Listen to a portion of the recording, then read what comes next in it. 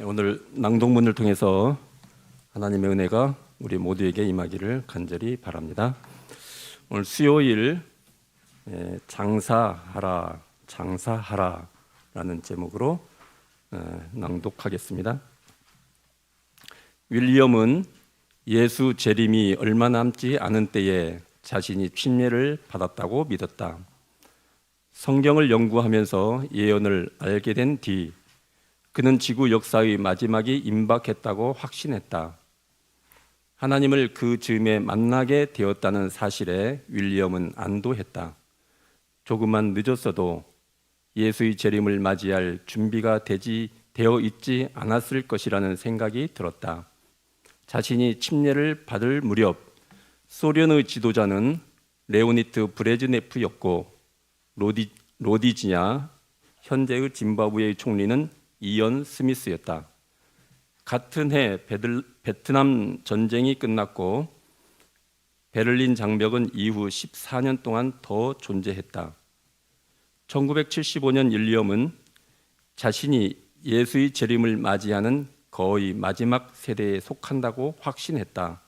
사실 우리는 예수 재림의 시기에 대해서 주께서 속히 오신다고 믿는 것 외에는 아는 바가 별로 없다. 특히 마태복음 24장과 누가복음 21장에 주어진 예수 재림의 징조들에 비추어 볼 때 우리의 믿음은 충분한 근거가 있다. 그러나 곧 속히라고만 했을 뿐 예수께서 다시 오실 시각이 언제인지는 모른다. 예수님도 그날과 그때는 아무도 모르나니라고 말씀하셨다. 그렇다고 예수 재림의 임박성을 의심하는 것은 아니다. 주인이 더디 오리라고 말하는 자는 악한 종이다. 바울이 데살로니가 교인들에게 때와 시기에 관하여는 쓸 것이 없다면서도 하나님의 백성이란 복스러운 소망과 우리의 크신 하나님 구주 예수 그리스도의 영광이 나타나심을 기다리는 자라고 진술했다. 기다리는 동안 예수의 재림이 지연되는 듯한 현실이 전적으로 나쁜 소식만은 아니다. 예수께서 몇 세대 전에 오셨다면 오늘날의 우리는 아무도 영생을 맛볼 수 없었을 것이다. 지금 예수와 동행하지 않는 수많은 친구와 가족이 마침내 회개하고 하나님 품으로 돌아올 것이다. 예수의 재림에서 가장 중요한 것은 시각이 아님을 그분 후 비유해서 알 수 있다. 하나님의 나라가 당장에 나타날 줄로 생각했던 사람들에게 예수께서 말씀하셨다. 어떤 귀인이 왕위를 받아 가지고 오려고 먼 나라로 갈 때에 그 종 열을 불러 은화 10문화를 주며 이르되 내가 돌아올 때까지 장사하라 하니라. 누가복음 19장 11절에서 13절에 있는 말씀입니다. 여기 사용된 그리스어를 보면 이 사람은 종들에게 자신이 준 문화를 가지고 장사하라고 시킨다. 비유에서는 그가 떠났다가 돌아온다고 말하지만 언제 돌아올지는 언급하지 않았다. 단지 돌아온다는 확신만을 주며 종들에게 그때까지 장사하라고 지시한다. 그가 돌아올 때까지 종들은 그의 사업을 운영해야 한다. 하나님의 나라가 당장에 나타날 줄로 생각하는 이들에게 주는 메시지는 분명하다. 만약 예수께서 5년 뒤에 돌아오신다면 하나님의 백성은 그 5년 동안 그 사업을 해야 한다.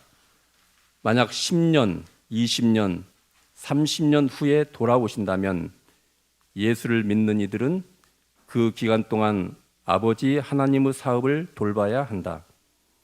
기다리는 시간이 길든 짧든 그 시간은 하나님을 섬기고 복음을 전하며 새 천사의 기배를 선포하는 데 사용되어야 한다. 일어나자. 느헤미야서를 보면 하나님의 백성은 바벨론에서 예루살렘으로 돌아온다. 그들은 아직 메데 페르시아의 지배 아래 있었지만 예루살렘을 재건하고 파괴된 도성에서 사회를 재정비하도록 승낙받았다. 그때 대제사장 엘리야십이 그의 형제 제사장들과 함께 일어나 양문을 건축하여 그 다음은 여리고 사람들이 건축하였고 또 그 다음은 이므리 아들 삭굴이 건축하였으며 어문은 하스나의 자손들이 건축하여 그 다음은 학고스의 손자 우리야의 아들 무레못이 중수하였고 그 다음은 무세사벨의 손자 베레갸의 아들 무술람이 중수하였고 그 다음은 바나의 아들 사독이 중수하였고 그 다음이라는 구절이 느헤미야 3장에 최소 30회 나온다. 하나님의 백성을 위한 중요하고 결정적인 시기에 그들은 하나님께 받은 일을 분담하는 데 앞장섰다. 이 일이 너무 중요했기에 그들의 주인들의 공사를 분담하지 아니한 드고아의 귀족들은 그 이름까지 공개되고 말았다. 모두가 각자의 역할을 감당해야 했다. 예수께서는 마태복음 24장 14절에 이 천국 복음이 모든 민족에게 증언되기 위하여 온 세상에 전파되리니 그제야 끝이 오리라고 약속하셨다. 영원한 복음은 전업 유급 사역자들만으로 세상에 전파될 수 없으며 전자 매체만으로 전달될 수 없다. 예수에 관한 믿음을 전하는 특권을 하나님은 자기 백성에게 주셨고 교회가 그 일에 나설 때 복음은 극적인 방식으로 전파될 것이다. 톰은 열정적인 취미 낚시꾼이었다. 물고기를 해안으로 옮기는 낯선 사람을 돕다가 그는 그 사람과 친구가 되었다. 톰의 새 친구가 된 필은 처음에는 종교에 관심이 없었지만 예수님이 낚시꾼들과 많은 시간을 보냈다는 사실을 알고 있어? 라는 톰의 말에 관심이 생겼다. 성경의 배경 지식이 전혀 없던 필은 흥미를 느끼며 말했다. 그 이야기를 더 자세히 알고 싶네. 이후 성경 공부가 시작됐고 필은 말씀을 적극적으로 받아들였다. 그는 교회에 참석해 예수님을 개인의 구주로 받아들였다. 믿음이 자랐고 얼마 지나지 않아 침례를 받았다. 그런데 침례 직후 필은 병에 걸렸다. 의사들은 그 병을 치료하지 못했고 그는 갑작스레 세상을 떠났다. 그의 장례 예배는 많은 낚시꾼과 필처럼 신앙적 배경이 없는 이들이 많이 찾아왔고 그들은 교회를 가득 채웠다. 은혜롭게도 하나님은 저를 사용하여 필에게 전도하셨습니다 라고 톰은 말했다. 톰은 심지어 필의 장례 예배를 주관했다. 시장에서 또 일터, 학교에서 만나거나 심지어 낚시하다가 낯선 사람을 만나는 기회조차도 예수로 말미암아 변화받는 삶으로 이어지는 계기가 될 수 있다. 예수께서 언제 오실지 우리는 정확히 알 수 없다. 어쨌거나 그분이 돌아오실 때까지 장사하는 것이 우리의 특권이다. 목요일 낭독문입니다. 가장 중요한 것을 지키라. XYZ 보안 당신의 소중한 것을 지켜드립니다 라는 간판이 내걸린 집이 있었다. 중요한 것들은 잘 보호하기 마련이다. 집과 차는 대부분 잠가둔다. 돈은 은행에 맡기고 중요한 문서는 안전하게 보관하고 자녀는 위험에 노출되지 않게 한다. 기증품들을 빼앗으려는 사람이 넘쳐난다. 영국의 유명 축구 선수의 집이 털려 100만 파운드 상당의 시계와 보석이 도난당했을 때 당국에서는 전문 절도단이 영국으로 입국해 범행을 저질렀을 가능성이 있다고 주장했다. 1990년 매사추세츠주 보스턴에서는 절도범들이 5억 달러 상당의 미술품을 훔쳤다. 범인들은 붙잡히지 않았고 네덜란드 거장 베르메르와 렘브란트의 그림을 포함한 그 작품들은 지금까지 회수되지 못했다. 큰 보상을 얻을 수 있다는 약속이 많은 범죄를 부추겼다. 하지만 예술품, 시계, 돈은 영혼에 비추어 보면 하찮은 것들이다. 오늘날 살아있는 사람은 무한히 값진 것을 놓고 벌어지는 싸움에 모두 연루되어 있다. 그것은 바로 마음, 다시 말해 자신의 영원한 운명에 관한 것이다. 하나님의 인과 짐승의 표는 둘 다 각 사람의 이마에 찍힐 것이다. 예수님은 율법에서 가장 큰 계명이 내 마음을 다하고 목숨을 다하고 뜻을 다하여 주 너의 하나님을 사랑하라 하는 것이라 하셨고, 베드로전서 5장 8절에서 너희 대적 마귀가 우는 사자같이 두루 다니며 삼킬 자를 찾나니라고 경고하셨다. 우리의 상태, 우리는 그 어떤 전쟁보다도 치열한 전쟁의 한복판에 있다. 용이 여자에게 분노하여 돌아가서 그 여자의 남은 자손, 곧 하나님의 계명과 예수의 증거를 가진 자들과 더불어 싸우려 한다. 이 전쟁은 지금 이 순간에도 맹렬히 벌어지고 있다. 이 전면적인 공격 속에서 여러분은 자신의 생각, 마음, 가족을 어떻게 지키고 있는가? 예수님은 말세를 살아가는 사람들에게 내가 내 행위를 아노니 내가 차지도 아니하고 뜨겁지도 아니하도다. 내가 차든지 뜨겁든지 하기를 원하노라. 내가 이같이 미지근하여 뜨겁지도 아니하고 차지도 아니하니 내 입에서 너를 토하여 버리리라 라고 말씀하셨다. 그런 다음 나는 부자라 부유하여 부족한 것이 없다라고 하는 마지막 때 신자들의 말을 인용하신다. 이처럼 엄숙한 경고로 하나님의 백성이 깨어나야 한다. 예수께서는 교회를 향해 너희 영적 상태가 얼마나 이태로운지 그 심각성을 전혀 인식하지 못하고 있다고 말씀하신다. 이 경고를 다른 사람에게만 해당된다고 그냥 넘겨서는 안 된다. 라오디게아를 향한 이 기별은 하나님의 모든 백성을 위한 것이다.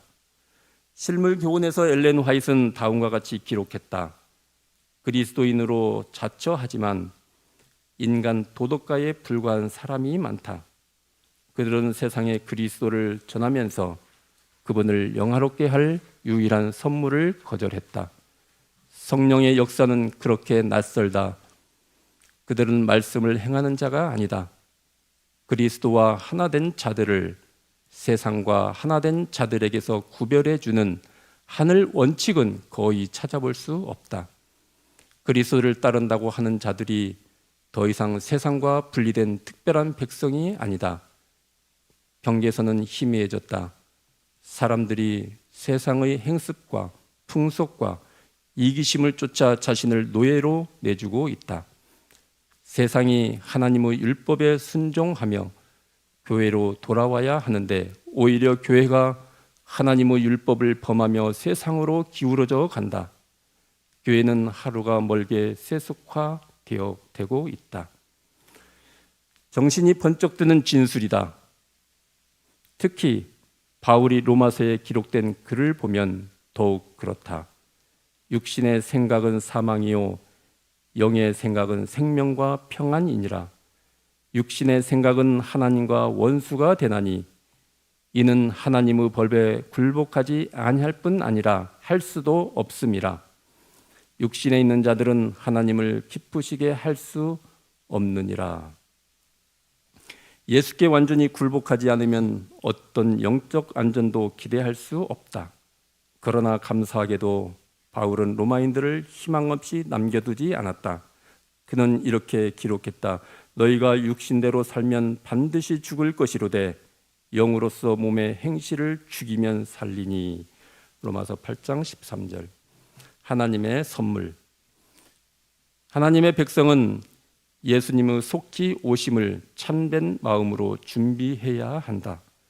우리는 디모데에게 바울이 말한 아주 어려운 때에 살고 있다.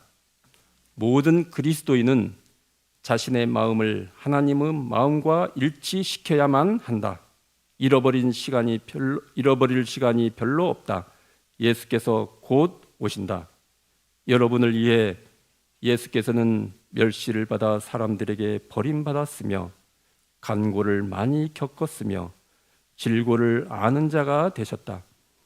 멸시를 당하였고 우리도 그를 귀히 여기지 아니하였도다. 그는 실로 우리의 질고를 지고 우리의 슬픔을 당하였거늘 우리는 생각하기를 그는 징벌을 받아 하나님께 맞으며 고난을 당한다 하였노라. 그가 찔림은 우리의 허물 때문이요 그가 상함은 우리의 죄악 때문이라. 그가 징계를 받음으로 우리는 평화를 누리고 그가 채찍에 맞음으로 우리는 나음을 받았도다. 예수께서 여러분의 죄를 십자가로 가져가 여러분을 위해 죽으셨다. 하나님이 여러분을 얼마나 귀하게 여기시는지를 이보다 더 분명히 보여줄 수는 없다. 하나님이 독생자를 주셨으니 자신이 줄 수 있는 가장 큰 선물을 주신 것이다. 이 선물을 받아들인다면 자기 것이 된다. 라우디게아 교회를 향해 예수께서 말씀하신다. 내가 너를 권하노니 내게서 불로 연단한 금을 사서 부유하게 하고 흰 옷을 사서 입어 벌거벗은 수치를 보이지 않게 하고 안약을 사서 눈에 발라 보게 하라. 그리스도에 관한 믿음, 그분의 의, 성령의 안약은 값없이 받을 수 있다. 우리가 그리스도와 그 의를 받아들이면 그것은 우리 것이 된다. 매일 기도하고 성경을 읽으면 하나님과 관계가 더 든든해진다. 예수께 삶을 내맡긴 사람은 구원의 선물을 받았다고 확신해도 좋다. 자신을 그리스도께 굴복시킬 때 우리의 마음은 그리스도의 마음과 결합하고 우리의 뜻은 그분의 뜻에 녹아들고 우리의 정신은 그분의 정신과 하나가 되고 우리의 생각은 그분에게 사로잡힌다. 마침내 우리는 그분의 생애를 살게 된다. 이것이 바로 그분의 의의 옷을 입는다는 뜻이다. 그와 같이 여러분이 요청한다면 예수께서는 가장 소중한 것을 지켜주실 것이다. 아멘.